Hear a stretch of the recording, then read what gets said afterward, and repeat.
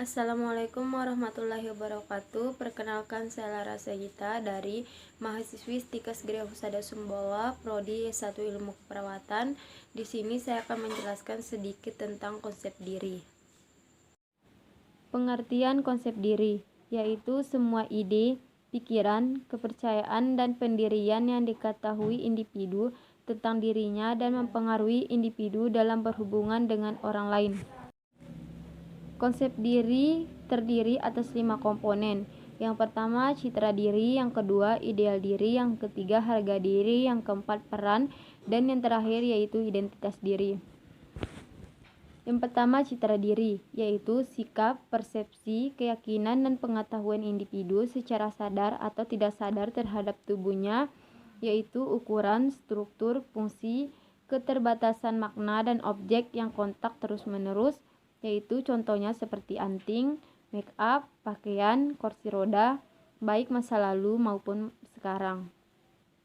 Citra diri pada klien yang dirawat di rumah sakit umum, perubahan ini sangat mungkin terjadi. Stresor pada setiap perubahan adalah: yang pertama, perubahan ukuran tubuh; yang kedua, perubahan bentuk tubuh; yang ketiga, perubahan struktur; yang keempat, perubahan fungsi; yang kelima, keterbatasan; yang terakhir yaitu makna dan objek yang sering kontak. Tanda dan gejala yang dapat dikaji yaitu: yang pertama, menolak melihat atau menyentuh bagian tubuh yang berubah; yang kedua, menolak menjelaskan perubahan tubuh; yang ketiga, tidak menerima perubahan tubuh yang telah atau akan terjadi; yang keempat, persepsi negatif pada tubuh; yang kelima, mengungkapkan keputusasaan; yang terakhir yaitu mengungkapkan ketakutan. Citra diri. Masalah keperawatan yang mungkin timbul pada citra diri: yang pertama, gangguan citra tubuh; yang kedua, gangguan harga diri; yang kedua, ideal diri. Persepsi individu tentang bagaimana dia berperilaku berdasarkan standar, tujuan, aspirasi, atau nilai personal tertentu. Ideal diri sering disebut cita-cita, keinginan, harapan tentang diri sendiri. Gangguan pada ideal diri yang terlalu tinggi, sukar dicapai, dan tidak realistis. Tanda dan gejala saat pengkajian ditemukan: yang pertama, mengungkapkan keputusasaan akibat penyakitnya; yang kedua, mengungkapkan keinginan yang terlalu tinggi. Yang selanjutnya yaitu masalah keperawatan yang mungkin timbul pada ideal diri, yaitu ideal diri tidak realistis; yang kedua, gangguan konsep diri atau harga diri rendah; yang ketiga, ketidakberdayaan; yang keempat, keputusasaan.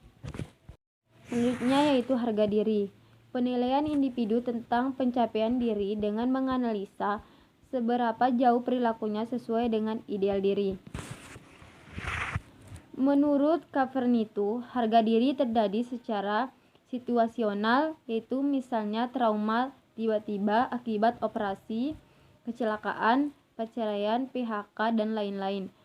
Yang kedua, akibat kronik, yaitu perasaan negatif terhadap diri yang telah berlangsung lama, yaitu sebelum klien sakit atau dirawat. Tanda dan gejalanya yaitu perasaan malu terhadap diri sendiri, rasa bersalah terhadap diri sendiri, merendahkan martabat, gangguan hubungan sosial seperti menarik diri, percaya diri kurang, mencederai diri. Masalah keperawatan yang mungkin timbul yaitu: yang pertama, gangguan konsep diri atau harga diri rendah, keputusasaan, isolasi sosial, resiko perilaku kekerasan. Yang selanjutnya yaitu peran, yaitu seperangkat perilaku yang diharapkan secara sosial berhubungan dengan fungsi individu pada berbagai kelompok sosial. Tanda dan gejala yang bisa ditemukan yaitu mengingkari ketidakmampuan menjalankan peran, ketidakpuasan peran, kegagalan menjalankan peran, ketegangan menjalankan peran yang baru, kurang bertanggung jawab, apatis, bosan, jenuh, dan putus asa. Masalah keperawatan yang mungkin timbul yaitu gangguan konsep diri atau harga diri rendah, keputusasaan, ketidakberdayaan. Yang terakhir yaitu identitas diri, yaitu kesadaran akan keunikan diri sendiri yang bersumber dari penilaian dan observasi diri sendiri. Tanda dan gejala yang ditemukan yaitu tidak percaya diri, kurang mengambil keputusan, ketergantungan, masalah dalam hubungan interpersonal, ragu atau tidak yakin terhadap keinginan, proyeksi atau menyalahkan orang lain. Masalah keperawatan yang mungkin timbul yaitu identitas diri rendah dan harga diri rendah. Prinsip tindakan keperawatan yang bisa dilakukan yaitu bantu ungkapkan perasaan dan pikiran. Yang kedua, bantu identifikasi hal-hal positif. Yang ketiga, eksplorasi kekuatan dan sumber-sumber pada klien. Yang keempat yaitu diskusi harapan-harapan klien. Yang terakhir yaitu tingkatkan interaksi sosial. Di sini saya akan membahas satu jurnal tentang konsep diri, yaitu Jurnal Psikologi volume 8 nomor 1 April 2013 yang berjudul Konsep Diri, Adversity, Question dan Kemandirian Belajar Siswa di SMP Negeri 44 Surabaya. Dalam penelitian ini, peneliti menggunakan metode populasi dan sampel. Dalam penelitian ini, yang menjadi populasi adalah para siswa. Dan metode pengambilan sampel yang dilakukan dalam penelitian ini menggunakan teknik sampling kombinasi, yaitu stratified cluster random sampling. Subjek penelitian atau sampel penelitian adalah sebanyak 220 siswa. Untuk variabel yang dilakukan peneliti yaitu meliputi 3 variabel yang terdiri atas 2 variabel bebas yaitu konsep diri dan adversity question, dan 1 variabel terikat yaitu kemandirian belajar. Kesimpulan dari jurnal ini yaitu konsep diri merupakan hal penting dalam membentuk tingkah laku sehingga terkait dengan dunia pendidikan. Saat ini pendidik semakin menyadari dampak konsep diri terhadap tingkah laku anak dalam kelas dan terhadap prestasinya.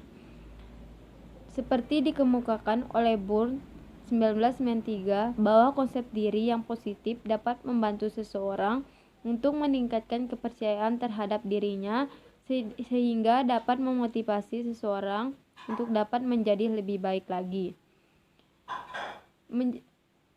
Matt dalam Bourne 1993 menjelaskan konsep diri sebagai pandangan, penilaian, dan perasaan individu mengenai dirinya yang timbul sebagai hasil dan suatu interaksi sosial.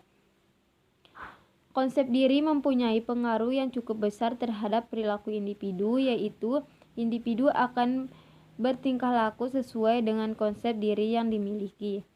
Rahmat 1996 menyatakan tersebut didukung oleh Bourne 1993 yang menyatakan bahwa konsep diri akan mempengaruhi cara individu dalam bertingkah laku di tengah masyarakat. Maka siswa dengan konsep diri yang tinggi akan cenderung memiliki tingkat kemandirian dalam belajar yang tinggi. Sekian penjelasan konsep diri dan penjelasan tentang jurnal konsep diri dari saya. Wassalamualaikum warahmatullahi wabarakatuh.